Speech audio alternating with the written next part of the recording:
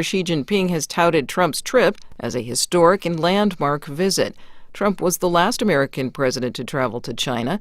NPR's Jennifer Pack reports that visit was almost 9 years ago. President Xi says China and the U.S. have set a new vision for, quote, a constructive relationship of strategic stability. That refers to President Trump's narrative of great power competition since his first term, according to Wu Xingbo, a leading American studies scholar at Shanghai's Fudan University. He says President Xi and Trump are now setting a new direction, a wish. Both want to have stable, predictable, and more cooperative relations. He says China sees meetings between leaders as a way to set parameters for further discussions, which is why China has not confirmed any specific deals made yet. Jennifer Pack, NPR News, Beijing. The death toll in Ukraine has risen to at least 24 people following Russia's latest barrage of missile and drone strikes. These targeted the capital, Kyiv, and other areas. NPR's Joanna Kakissis reports Ukraine's president is vowing a forceful response. The Russian strikes turned a 9-story apartment building into rubble. Ukrainian President Volodymyr Zelensky left flowers there for those killed. He said in a video address that Russia bombed Ukraine virtually nonstop for 2 days to exhaust Ukraine's air defenses. We must find countermeasures for such attacks as soon as possible, Zelensky said. In 48 hours, Russia used more than 1,500 drones and 56 missiles in the strikes. Zelensky said Ukraine was able to intercept 94% of the drones and 73% of the missiles. He said the number one priority is securing air defense that can take down more missiles. Joanna Kakissis, NPR News, Kyiv. The U.S. Supreme Court says patients can continue to obtain the abortion medication mifepristone using online appointments or telemedicine. That decision will hold as the case works through lower courts.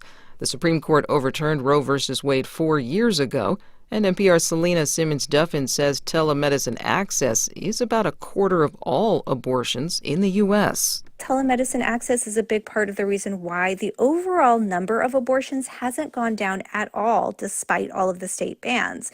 Mifepristone has been found to be safe by the FDA. Doctors say the in-person requirement is not medically necessary, and major medical groups all asked the Supreme Court to allow telemedicine abortion to continue, which is ultimately what they did for now. NPR's Selena Simmons-Duffin prepared that report. You're listening to NPR News from Washington. Good morning. You're listening to WJCT News, 89.9 in Jacksonville. I'm Stephen Ponson. It is 9:04. A 30-year-old man's recovering after getting shot by the Jacksonville Sheriff's Office last night near the East Arlington area. The Sheriff's Office says the man, identified as Marcus DeLay, held a woman he was in a relationship with and her 9-month-old baby against their will for several hours at a home on Eberly Drive near St. John's Bluff Road and Atlantic Boulevard. The woman and child were able to get away late last night and ran into the woods near the home to call police. Chief Michael Paul says as police were looking for the woman, DeLay was also trying to find them and made threats to shoot the woman if he found her. The suspect then walks into the woods after he hears a noise. We believe someone may have stepped on a stick or some brush in the woods, and he's walking towards the victim and the officers, and he points a gun at them.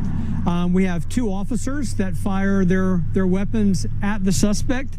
Paul says DeLay was taken into custody and was being treated for his gunshot wounds at a hospital. This is the 10th officer-involved shooting so far this year involving the Sheriff's Office. The full 2026 Jaguars schedule is out. The Jags will open the regular season at home in Everbank Stadium against the Cleveland Browns on Sunday, September 13th. Kickoff is scheduled for 1 p.m. The Jags will also play in 3 primetime games, which include a home date against the Steelers on December 14th. The regular season wraps up on the road against the Indianapolis Colts. Right now, temperatures are in the upper 60s in Jacksonville. Support for NPR comes from NPR stations. Other contributors include the Alfred P. Sloan Foundation, supporting books, radio, podcasts, film, television, theater, and more to bridge science and the humanities. And the listeners who support this NPR station.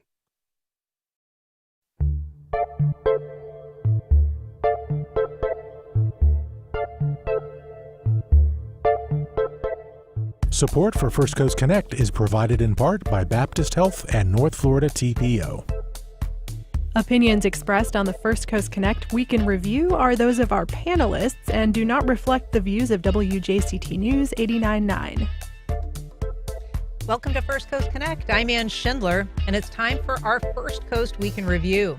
Among our topics, communities begin planning for and pushing back on potential AI data centers, an excessive force claim against Jacksonville police, and a fatal shooting by Clay County deputies raise community concerns about use of force.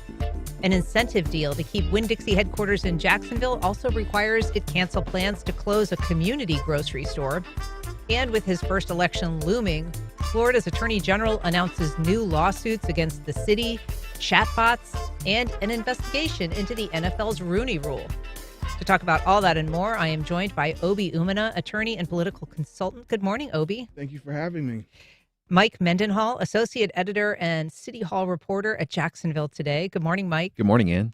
Sylvia Perry, editor of the Jacksonville Free Press. Good morning, Sylvia. It's Friday. Happy Friday. And we're joined by Frank Powers, former assignment manager at WJXT News for Jax. Hi, Frank. Morning. It's nice, cool, fall-like morning. It's lovely out there.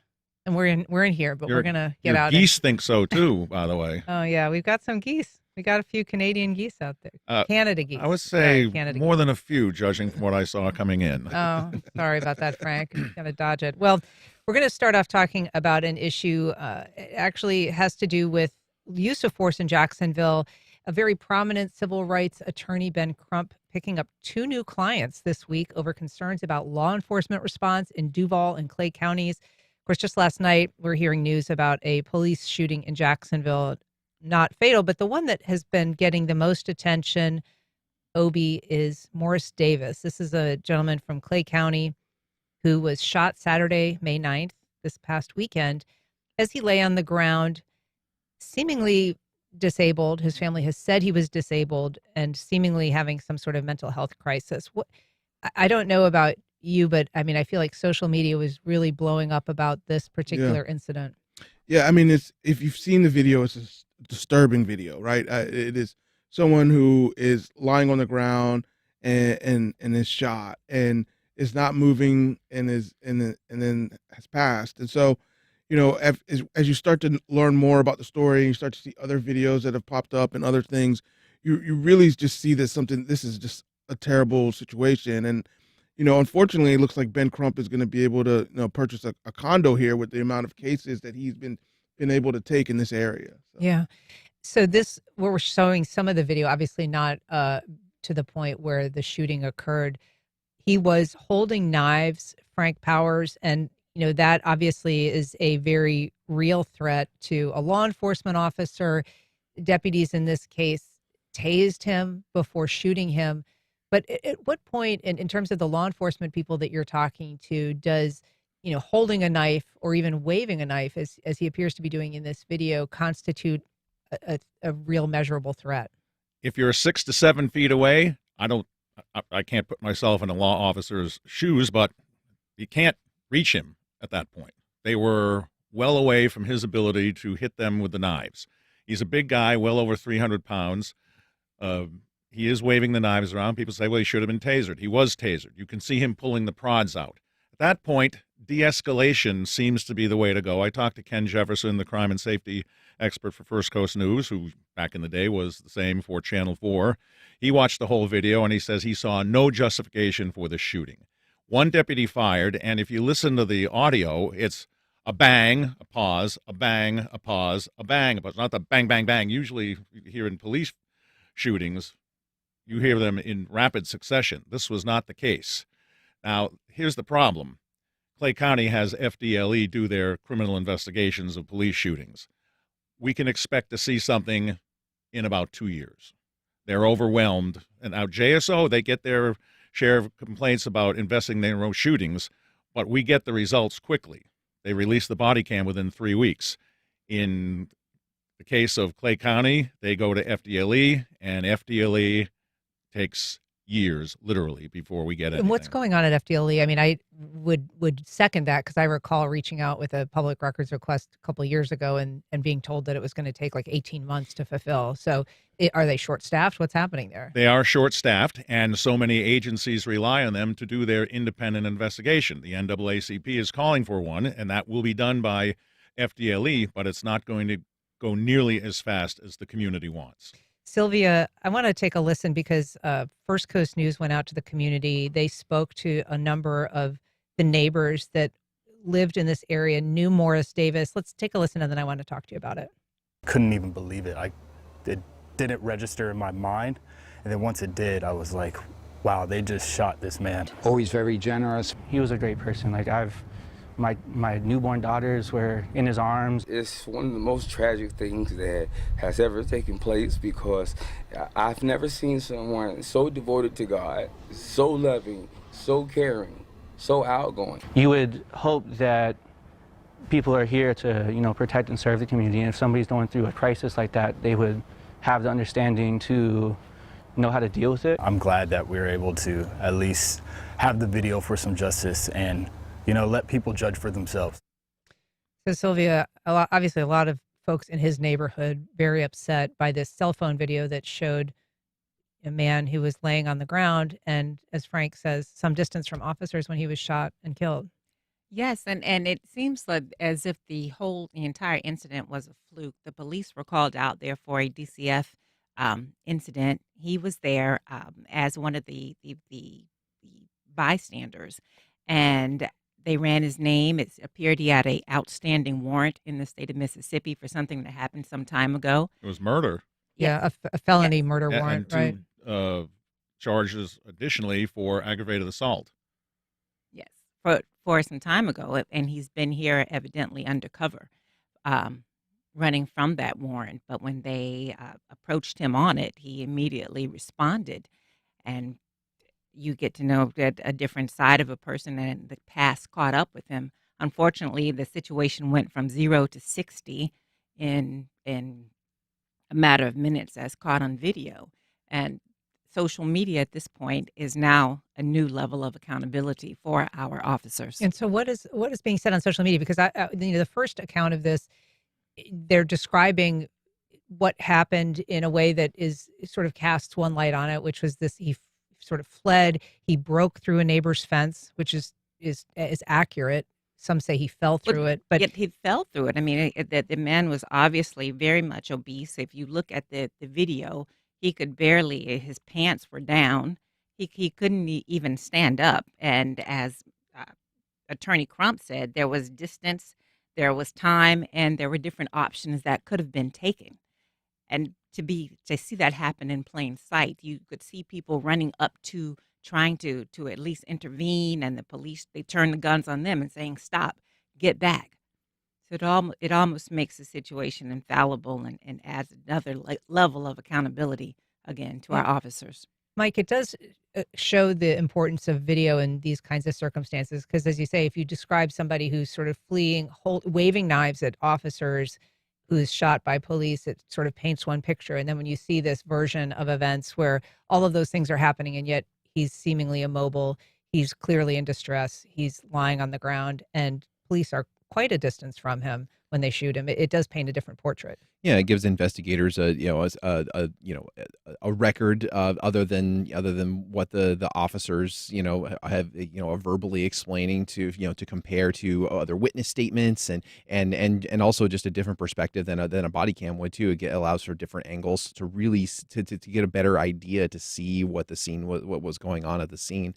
And in this situation too, with audio caught as well, I mean, that adds another dynamic to it as well for investigators to look at. Yeah, and Obi, we're not playing the audio in this incident, and as we said, we're not showing the moment that he was shot. But when you do listen to the audio, there is this sort of almost seeming escalation where the officers are screaming louder and louder. He's also screaming, essentially, "Please shoot me." Yeah, I mean, it was clear he was going through a mental episode, right? And I think, everybody wants to get this right, and it didn't feel right. This didn't look right. It didn't sound right.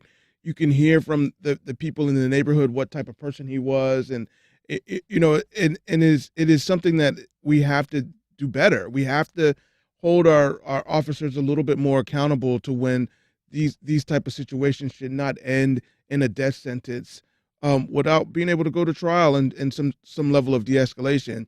It seems like it was just one officer that was the kind of aggressor. The other officers were also looked a little bit shocked that the shot was even fired. And so, it's unfortunate because, this could have ended very differently, and it should have ended very differently. Frank, right now, we talked this morning about there was a shooting last night. It doesn't appear to have necessarily any of these components, but there was an arrest the day after this incident happened in Clay County that happened here in Duval County, which was a young woman who was a DoorDash delivery driver who was stopped for a taillight that was out. That also has been getting a lot of attention on social media. As a woman named Tiara Young, she was 34 years old. She did not sort of immediately comply, I think, with the office. I think it's fair to say there was sort of a back and forth. She wasn't rolling down her window, maybe wasn't producing her driver's license, but she ended up with significant appearing injuries, a kind of major injury to her eye. We'll be showing here. Also, her hair was pulled from her head, from the back of her head. So there's some video of her in the hospital with her sister that she'd posted it on social media. It is sort of shocking to look at, but this has already been reviewed by JSO. They've sent it to Internal Affairs. They said this was an appropriate response. Well, it's very similar to the McNeil case, which, a traffic stop, and there was, shall we say, a disconnect between the person who gets pulled over and the officer. And, people, whatever they're doing, DoorDash, police officers, you and me, we have triggers. And that goes to emotional responses that raise the escalation on both sides. She didn't comply. He got mad. He got madder. She said a few things, and then emotions take over. That goes to training.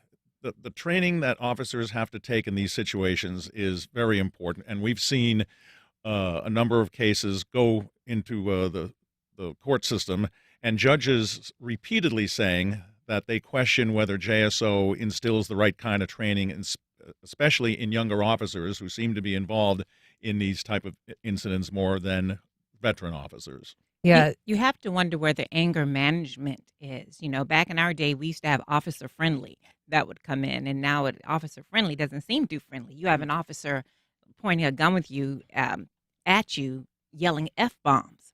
When did that become okay? We were raised at a time where, and I know it's a different time, but in order to give respect, you have to get respect. And it's the way that our officers are even speaking to people, whether you're escalated or not, they're held to a higher standard. The question of de-escalation coming in from an email, from Linnell on Facebook. She says multiple officers with guns drawn. She's referring to the the Clay County incident. Multiple officers with guns drawn, yelling multiple commands at a man that was down and armed with a knife and at a distance from officers. Why not back off, slow things down, and de-escalate? There was a warrant from him from Mississippi for murder, but he deserved due process and not execution. Mike Mendenhall, there had been a lot of emphasis in recent years on trying to de-escalate, on the goal of de-escalation. And it seems that perhaps in this one instance, there might have been an opportunity for officers to just hit pause. This man wasn't coming towards them. There wasn't seemingly an immediate threat. But again, to Frank's point, it's hard to know what's in the mind of an officer. And that usually is a key consideration from a criminal justice standpoint when they're deciding if charges are needed. Yeah, I mean, and when these officers, we talked. Frank was talking about the constant stress and strain that these officers are under from these continuous, very often stressful situations. It does beg the question: is how robust is the continued mental health support for the police officers? As they're to continue to help them when they go out to these situations, so they have the tools that they need to de-escalate those situations and to be more present in the moment, even under the severe stress. But you're correct, in this situation, it appeared that the officer could have likely de-escalate the situation, take a step back, since there wasn't a visible firearm present. The weapon that was present was not would not have posed maybe an immediate threat to that officer. Yeah, we mentioned earlier, Obi, that this these two cases have been now picked up by Benjamin Crump. Mm-hmm. There are other cases that he's been involved in recently. Deshaun Williams, which was this man who was on body cam shown, and this also was circulating a lot on social media, where he was striked multiple times with a stun gun was used, and he had a mugshot that was sort of troubling in the aftermath. But he's also representing William McNeil, Lakean Woods. He had represented the family of Ahmaud Arbery. He's representing Erica McGriff. These are a series of really high-profile cases, not just here in Jacksonville. These have been getting national attention. Yeah, and it's starting to put I would say, a dark mark on this area, because these cases continue to happen in this particular area of the country, and it's unfortunate because I don't think all the cops are like this, but you're seeing this more and more and more, and what we're seeing is that a lot of these things are falling under policy according to the police officers. But if this is the way the policy is going, we need to start changing the policy, because this is not a way that our police officers should be acting. So, but what about the fact, I mean, this is happening, as you say, in this place, the Clay County incident to the side for a minute, but otherwise in Duval County, this is, we have a black sheriff here, and it would seem a place less likely that someone like Ben Crump would be finding so much business, since his civil rights cases typically are focused on victims of police violence that are, of color, and very often in circumstances when the officers are not.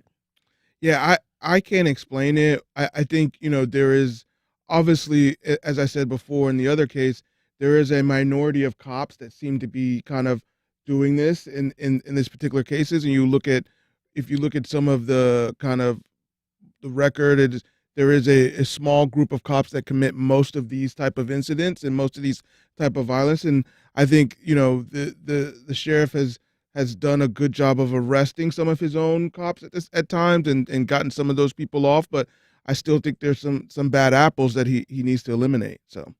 And I have to interject right there. Last week or the week before, we had a caller that was sharing, well, we have a black Supreme Court justice. We have this black person, that black person. But there's a cultural mores that's out there that says all skin folk ain't kinfolk, and just because you are black does not mean that you are culturally sensitive. And I'm not applying that to the sheriff or anyone else. But I am sharing that just because someone has a certain skin color, that does not mean that they have an affinity or support for certain causes. I want to take a call from Linda in Mandarin. Good morning, Linda. Go ahead. Whether it's locally in Jacksonville, Clay County, or George Floyd, we pay, we train, we insisted on body cameras so we could know what was going on, because it's always seemed to be an issue of training. Well, if you find on any of our jobs, if we repeatedly, for the officers that seem to be the bulk of these issues, if we repeatedly didn't meet standards, we would just be told, this isn't cut out for you. I think in the original, when police departments were formed, individual police officers also had to have personal liability insurance, because they, in particular officers that had too much liability, they were priced out of the market because they were paying out too many claims for those officers. We, the taxpayer, when Ben Crump comes to town, not just to sell his books, but to pick up another police incident, we are putting money in his coffers, the taxpayer, not those officers individually, not the police department individually. We pay them the money they ask us for payment, for pension, for body cams, for training, and then on top of that, we have to pay for these lawsuits. There's just no real accountability here if FDLE has to take 2 years to tell you that officer will probably already be in another state by the time they come out with the findings. Thanks, guys. Thanks, Linda. Appreciate your call. And if you'd like to join our conversation on air, you can reach us at 904-549-2937. You can go to firstcoastconnect.org to find all the ways to connect with us via social, or you can email firstcoastconnect@wjct.org. We have an email from Denise. She says, your guests are so tepid in their criticism of police excessive use of force. Why even have them on this type of show? Here's an excerpt from the JSO training manual. Prior to any use of force, de-escalation techniques should be applied when reasonable. Why isn't anyone discussing the complete absence of de-escalation techniques in these shooting incidents? Which is thanks for the email, Denise. Appreciate it. I want to ask, because it also, in terms of use of force and questions surrounding police conduct this week, also, there was an officer who had been charged with a misdemeanor battery charge against a teenager. This was a kid who was tackled off of his e-bike in January. This was an officer who was off duty and tackled this kid. He completed a pretrial intervention, essentially, no charges that are going to be showing up as a conviction, Obi, on his record for that. This was obviously a very different set of circumstances. His attorney, speaking to News this week, said, well, I think people would be gratified to see see a police officer step in a case, even off duty. Yeah, I don't know if I agree with that. I think if you look at the case, this was a kid. I think going back to the other email that was just stated, I think we all said we needed more de-escalation. And I think this is another case where there needed to be de-escalation, especially if you're an off-duty cop. We don't know that you're a police officer. He didn't know that it was there. He kind of just ran and tackled this kid where he could have maybe jumped in and talked to the person and done it differently. I think, we don't want people just kind of, if you don't know that person's a police officer, we definitely don't want people just going off and doing what they want to do. And so I think this is another case where, that isn't safe to do that. In the first place, he could have really hurt the kid and done worse damage. And I think there's better ways to handle things. So let me weigh in on that one. I take my grandchildren to that park regularly. They have their little foot scooters. They're not motorized scooters. And I have seen many times older kids with motorized vehicles blowing through that park with complete disregard for younger kids around there. So I can kind of understand how that officer got frustrated by the danger. He had his kids there. Now, what they say with the charges were dropped. Well, it went through the process. It's pretrial diversion. And we can all go through that as long as we have a fairly clean criminal record, and the officer chose that option. He is given... But does the fact that he's an officer Well, that goes to what we were talking about before, triggers. He's there with his kid. He sees a danger to his child. Now he's getting agitated. Nothing is happening. So he intervenes.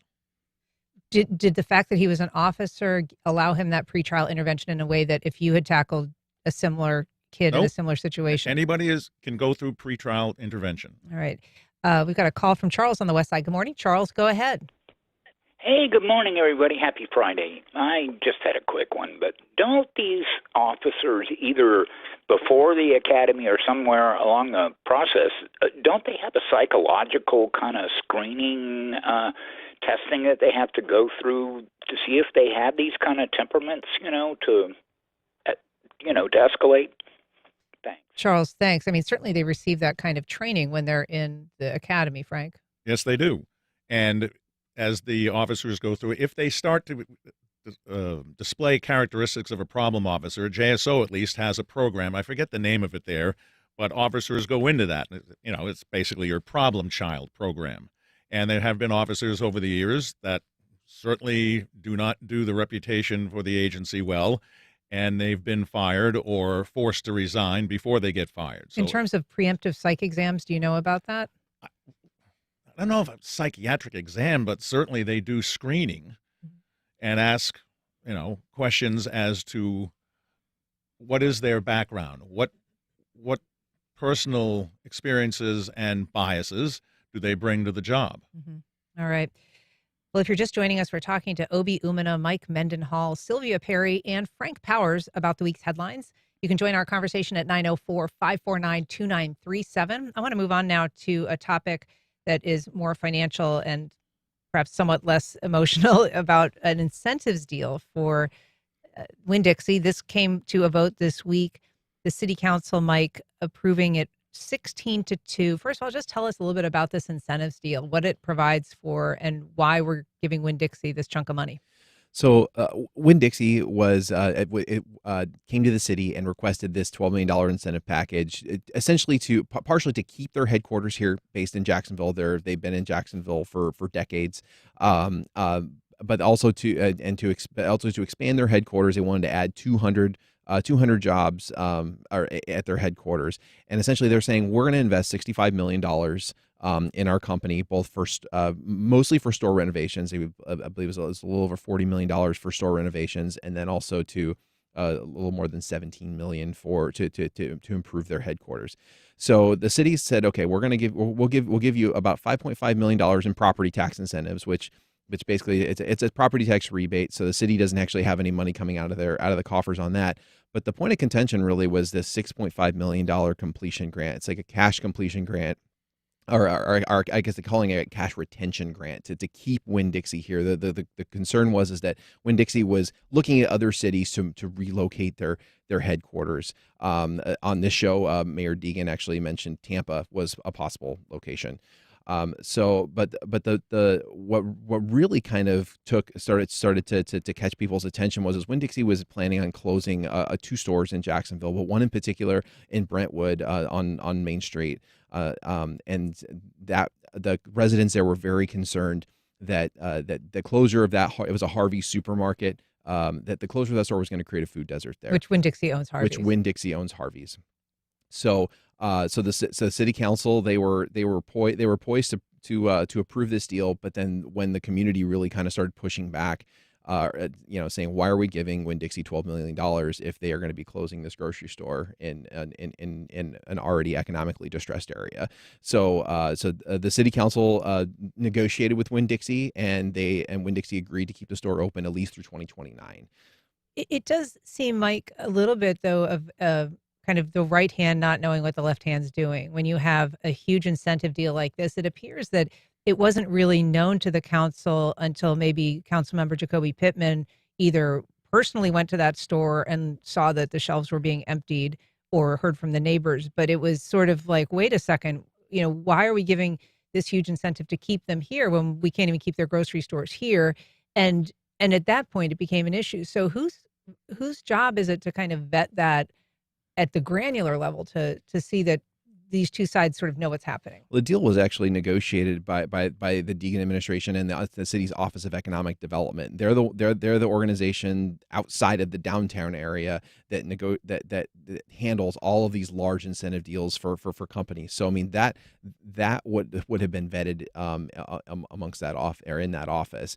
Now, like you said, it seemed to get by that office and as well as the city council until Councilmember Pittman and her community kind of noticed that this was happening. I do believe though that Winn-Dixie had announced a couple months ago that they were closing those 2 stores, one in Arlington and one in Main Street. So it seemed you're right. It kind of seemed like there was a miscommunication there.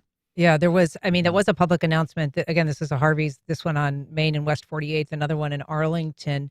But there was a Brentwood resident that spoke to the media, Sylvia, saying basically there's something wrong with that process. It should be more time spent on making a decision like that. It does seem like a bit of an oversight. And yet, once it became an issue before council, Winn-Dixie, their chief said, we're turning on a dime. They started restocking the shelves. They started refilling the coolers. This was the store that had been basically at clearance sale ahead of the closing. Yes, well, I think this is definitely a case where our city council people reacted and did what they needed to do. They also shared with their employees that unless they did receive this incentive, that they would be closing. And again, like you shared, once they did get everything turned around.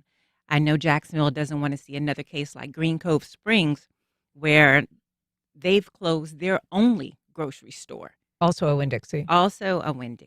And that particular location in Brentwood has seen several iterations from a Food Lion to, so things have come and gone over the years, and the residents know they need a grocery store. Yeah, it can be really difficult for residents. I mean, the Green Cove Springs community, there was a story done on that this week by First Coast News. 3 years now without that. And there is a grocery store that has a Green Cove Springs address that exists, but it's 11 miles from the current location of the closed grocery store. And so those people, that is a food desert. Right. They have to come out back toward 17 to get to that store. It is a little bit of a drive. The grocery store bingo, we should say it's a little bit of a drive if you have a car. Right. There's no public transit in that area. And if you don't live within 11 miles of a grocery store, getting there is enormously difficult. It is. It happened in Baldwin years ago. They closed the only grocery store there, and then a community grocery store, although I think that since has gone under too. The companies that own the grocery stores want to keep the stores open that are profitable to them. I will give Winn-Dixie credit for, as Sylvia said, turned on a dime, and not only in that negotiation to keep the store open, but they committed like $40 million or so to upgrade the stores that had been neglected. So, credit to the community for pushing the button, to Jacoby Pittman for raising the issue. And this time the power came from the ground up to City Hall. One quick thing. I just want to echo that. I think this is one of those cases you see over time and time where people are really hesitant about protesting or speaking up for your rights. This was a time where the community really stepped up and got in the faces of their legislators and got something done. This is to encourage people to continue to do that and speak up, because if they didn't speak up, they would have lost that store completely. That's a good point. You can fight City Hall. We've got a call from Mark in St. Augustine. Good morning, Mark. Go ahead. It almost makes me feel un-American to be against this, but and Mayor Deegan has said on many occasions that she is against incentives, yet we keep doling this stuff out. And what happens in 2 years from now when that grocery store isn't showing enough profit for them? Do they come to the city again? Well, why not? We rolled over for them the first time, and it never stops. We are a growing. We keep hearing we're a growing, vital city that there's 20,000 people moving into this city every week. We don't have to do this, and it just takes a little courage to have somebody. I'd love to see an example of where we said no to some incentives, and they're not going to move. They're not going to do all this stuff to go to Tampa, over a couple of $1 million. Just tell them no. I worked in Hilliard for many years, and there was no grocery store there. They had to go to Folkestone or Callahan, and nobody bailed Winn-Dixie out to move a store there for $1 million. It never ends. I don't feel like I'm benefiting from all this. And Mark, thank you. Appreciate your comments. Thanks for that. I mean, we should say that was echoed by Councilmember Rory Diamond. He was one of 2 votes against this. Mike Mendenhall, he called it corporate extortion and corporate welfare. Not everybody believes that you should keep a company by giving them incentive, like a retention incentive. And I'll say Rory Diamond is historically against these kind of incentive deals, but there were other council members who ended up voting for the deal that also kind of were echoing similar concerns. Jimmy Peluso, who's on the other side of the aisle from Councilmember Diamond, was also saying, look, this could set a bad precedent for us, for any time a company comes to us and says, hey, we're thinking about leaving town. Where's our $6.5 million in cash? I mean, that is happening downtown, right? With Everbank. Everbank is,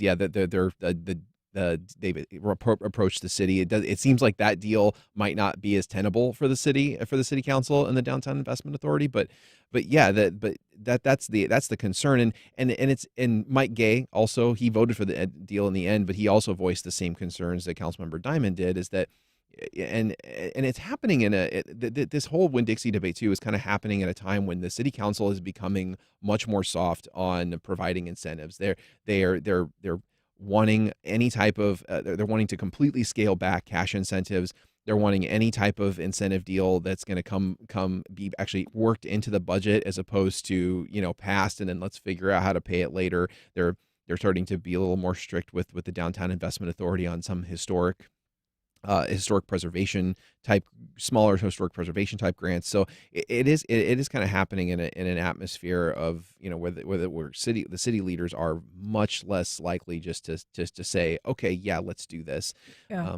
But Frank, we have seen, I mean, citizens. Remember the days of the JEDC? Well, the citizens went through this with the city. They did not get incentives, and they did move. They're now going to the south side. And so we have seen instances where there's been a request for not necessarily to stay in the city of Jacksonville as a whole, but to stay downtown, which is also a priority of this administration, and have not gotten those incentives and have left. The developers of the Laura Street Trio kept asking for more and more incentives. And finally, the city just said, you haven't done anything with the money we've given you. So no. And unfortunately, that's Those buildings have a lot of economic potential, but they still sit undeveloped because the city is unable to find someone who is willing to work with them at the cost that the city thinks is reasonable. Okay, I want to talk, if we can, a little bit about the lawsuit announced by the Attorney General, James Uthmeyer, suing the city of Jacksonville for $5 million. He is alleging that the city kept an illegal gun registry. This is an issue that he has been speaking out on for some time, but now has taken a real form, Obi. What do we know about this case and the likelihood of it being successful? Yeah, I mean, I think this is a case. If you've read a little bit of his complaint here, it's kind of framed in a way that the city knew about it, and I think we already know that the local law enforcement looked into this for 8 months, and they came out with no real criminal charges. And now his only way of going after the city is to sue the city for $5 million. I don't know how possible or how good of a case this will be. I think the corrective action has already been taken by the city. I think the spirit of the law, this wasn't a logbook kind of put together to persecute people. It was really just keeping an account, but it's now no longer in action. And so I don't know what the point of taking $5 million from the city is going to do in this particular case. So it's not like he's seeking a legal remedy. In other words, this would just be sort of a punitive measure. Mm-hmm. Right. He can't prosecute, but he can file another lawsuit. I mean, this is another episode in the Attorney General who sued the world. He sued the city of Jacksonville and Donna Deegan. He sued Starbucks. He sued the American Academy of Pediatrics. He sued Donna Deegan again, Planned Parenthood, and now the NFL. Or he's investigating. If I were the city, I would say, let's take it to trial. Because remember, this gun registry was formed by we still don't know the person who did it, but the state attorney's office said he did it out of concern for safety at City Hall. He didn't know it was against the law, and that's why there are no criminal charges. And it started when Lenny Curry was mayor. So we're going to have a trial. We're going to have Lenny Curry on the stand under oath. There's a scenario. Well, it sounds, again, like it sort of happened during this period. Transition period, by someone who is sort of a public works employee, Mike, perhaps at just a very functionary level, not somebody that's necessarily making political decisions. Yeah. But this has turned very much into a political matter. And, again, the Attorney General is seeking office before the voters for the first time. He was appointed to that role, but he will be up for election. Yeah, I mean, it's definitely, something to add to his political resume. It's also something for, for the eventual Republican who runs for mayor against Donna Deegan to use, and you're already starting to see it from some Republicans on city council on their social media feeds, listing off, like the things that Mayor Deegan has done that has caused investigations, from at the state level, at the local level. It's another political talking point for definitely for the folks against Mayor Deegan. It was interesting when you read the report that Dr. Charles Moreland is actually mentioned in the charge as saying that somebody that who knew about allegedly knew about this gun registry. He was a holdover from the Curry administration. He was in Mayor Deegan's administration for a few weeks during the transitional period. I just thought that was it was interesting to kind of see them put his name in there. We've got a call from Daryl in St. Augustine. Good morning, Daryl. Go ahead. Yeah, good morning. I mean, this is killing me. All of the PR stunts that are being perpetrated by our state government against, Deegan or our city or anybody else. It's use our tax dollars to file a lawsuit so we can get on the news and get $100 million or $1 million worth of PR because everybody's going to report on it. And it's already been investigated. It's already been settled. This is nothing more than a PR stunt. And I'm just so tired of all of these politicians using our tax dollars to do PR stunts all over the state of Florida. Tomorrow he will have another one. DeSantis will have another one. I think DeSantis, when he's done, is going to have a podium surgically removed from his abdomen because he's been standing in front of it for 8 years perpetuating a PR press release. Every day is a press release. It's a crime. It's just driving me crazy. Just turn it off. Don't even report on it. Daryl, thank you so much for your input. I appreciate it. We also have a call from former Mayor Lenny Curry. Good morning, former Mayor Lenny Curry. Hey, good morning. Thanks for joining us. Sure, good to be here. Hey, a couple things real quick. Anybody that understands the transition of power, when done appropriately, and we did it appropriately, in transition mode, the new administration is in charge and in control. I hope they do go to court, and I hope they do put me under oath, and I hope they put the current mayor under oath. And Ann, as I've offered you, I'll come on your show, and I'll have this discussion and this debate about this issue and about the JEA anytime, any place. And so, do you support this lawsuit that could cost the city of Jacksonville $5 million? I'm not weighing in on the lawsuit. I just heard one of your panelists put this on our administration. Again, happy to go under oath and have this conversation. Donna Deegan is mayor. She's in charge. She owns this. Okay, but do you think the lawsuit has merit? I'm not getting into that. All right. Then why call? Why call? If you don't think it has merit, then why call? I think the thing that's happening here is we're talking about why we even bring this lawsuit in the first place, whether or not it's on the Curry administration or the Deegan administration.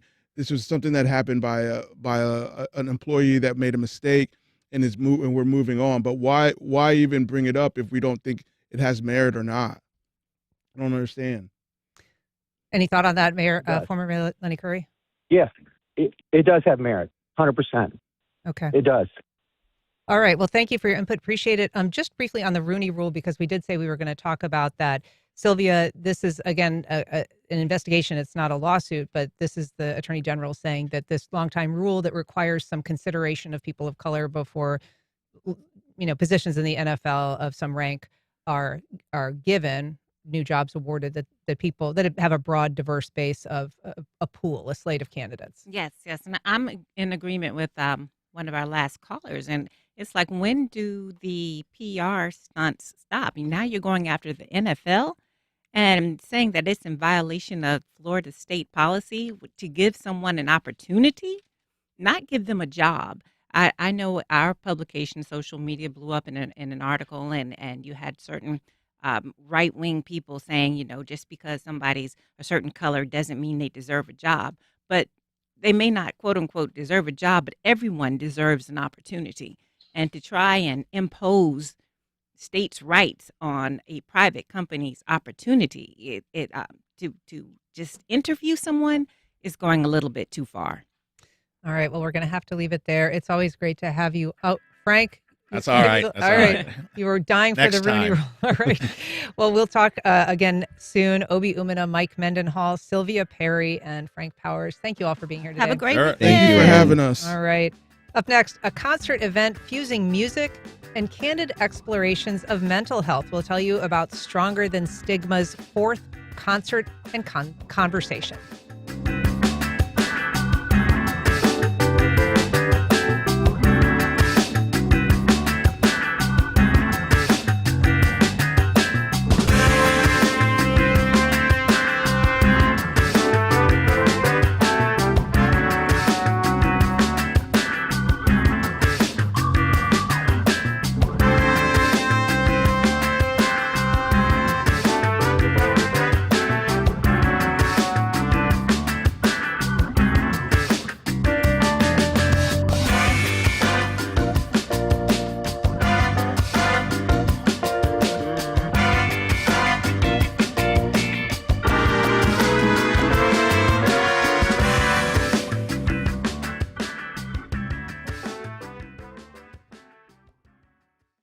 The Cummer Museum of Art and Gardens presents Art in Bloom, uniting nature and creativity with flowers made of glass, ceramics, paper, wood, and even Lego. On display through September 13th. More information available at cummermuseum.org. Terrell Hogan Law. I'm Wayne Hogan. When people are hurt through no fault of their own, finding the who, what, when, where, why, and how that led to the accident is critical to proving the truth. More at terrellhoganlaw.com. Congarian Pen, dedicated to agriculture and culinary endeavors, offering field-to-fork dining and outdoor experiences on over 300 acres. Sip, Dine, Explore. Information at congaree.com. On the next, what's health got to do with it? A daily stroll could stymie cognitive decline. Why brain experts are taking healthcare outside.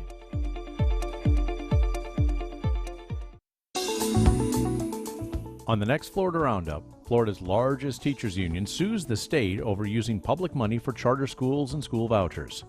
So what does the state constitutional promise of a uniform, high quality, and free public education mean? Where do your kids or grandkids go to school and why? Email us radio@thefloridaroundup.org. I'm Tom Hudson. Then be sure to join us Friday, noon until 1. Inflation soars and President Trump shrugs it off. On the next Friday News Roundup, support for the Iran war shows signs of slipping in the GOP. Also, the redistricting fight has Democrats worried, and what the U.S. response to hantavirus tells us about our readiness for the next pandemic. We round up the news next time on 1A. Today, starting at 10 on WJCT News 89.9.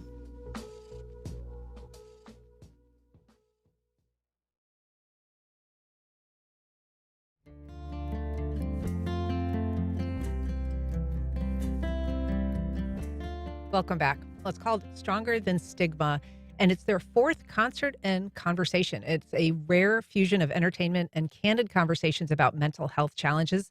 And here to tell us about Sunday's event at Blue Jay Listening Room is the group's founder and CEO, Gabrielle Magid. Gabrielle, welcome back. Thank you so much for having me, Ann. We're also joined by one of the musicians performing at the event, Jacksonville singer-songwriter Rambler Kane. Good morning, Rambler. Morning. Thanks for being here. Gabrielle, this is now the 4th event, the 4th year that the group has hosted this event. Yes. Remind us a little bit about the purpose. It is partly a social event and also has a lot of significance. Yes. Concert and Conversation is actually our most requested event, too, in Jacksonville. So we're trying to do it, I was going to say as annually as possible. That makes no sense. But we keep bringing it back because the idea behind it was, can we combine the arts like we usually do with conversations about mental health and eliminating stigma? And the way that we do that is we bring people together. So it's all about community. And it's like, well, people don't want to be brought together to talk about their problems. They want to be brought together to have a shared experience. And that's what's so cool about this particular program and the fact that it's our fundraiser every year, because we get to have artists like Rambler Kane transport us to, a different dimension. And artistic expression is inspired by people's mental health, and they're telling us where they've been and, what inspired them along the way. And then the audience, hopefully has shivers down their spine being like, whoa, I've been through the same thing. I'm just not somebody who puts, words to music. Yeah.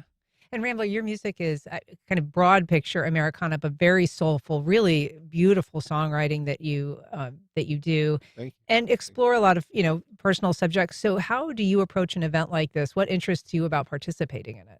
Honestly, as soon as they reached out, I had to say yes. It just music. I think the shared human experience, like she's talking about, it can change people's night, change people's month or life even sometimes. So. And how do you think that the evening rolls out? Like, you're performing, are you then participating in this group conversation? What is your role? Yeah. Oh, yeah, he will be. Yeah, I think there's concert and conversation. So I'll play a set, and Three-Leg Cat will play a set as well. And yeah, I think we're all sitting down for just kind of a candid, open conversation about how mental health impacts our creativity and songwriting and stuff like that. So, and how does that feel for you? Obviously, being a singer-songwriter on stage, singing songs, from your own personal experience is in its own way a revealing and kind of exposing process. Yeah. But this is still different, right? Definitely. I've sort of slowly gotten more vulnerable over the course of, pursuing music, about my experiences, not just through the lyrics and stuff like that. So just felt like a good opportunity for me as well, to share my experience. That's part of the mission of Stronger Than Stigma.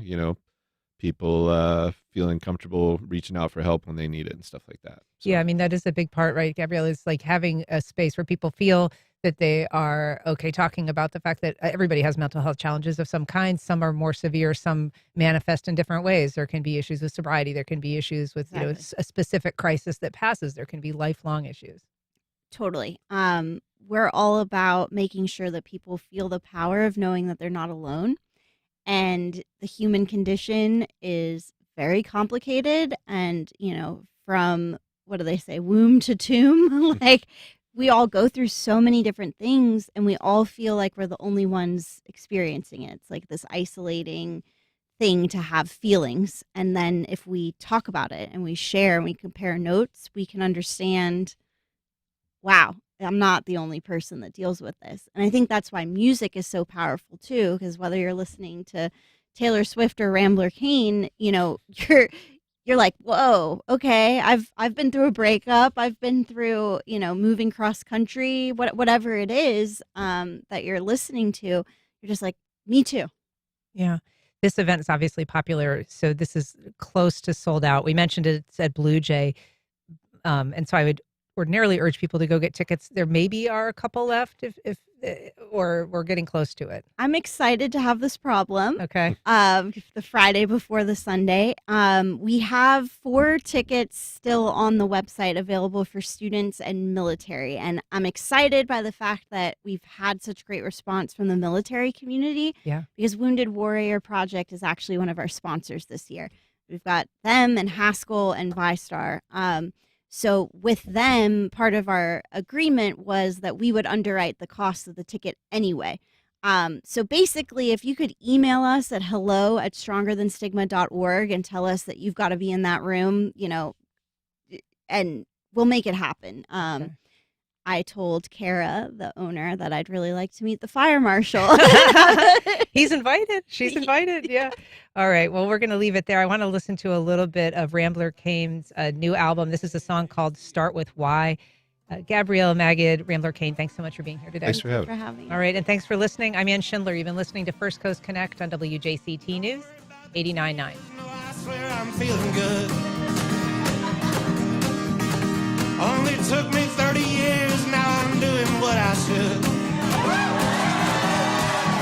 I said songs are the way that we soothe each other's souls. Yeah, and where the songs come from seems like God only knows. Yeah, thank you for coming. This is all I want to do. Play guitar and sing some songs for you. You're gonna make a record. How do you start it off? Support for First Coast Connect is provided by Baptist Health and the North Florida TPO. Baptist Health is a proud supporter of First Coast Connect. Baptist Health, committed to building a healthier community for all of us. More info at 202-4YOU or baptistjacks.com.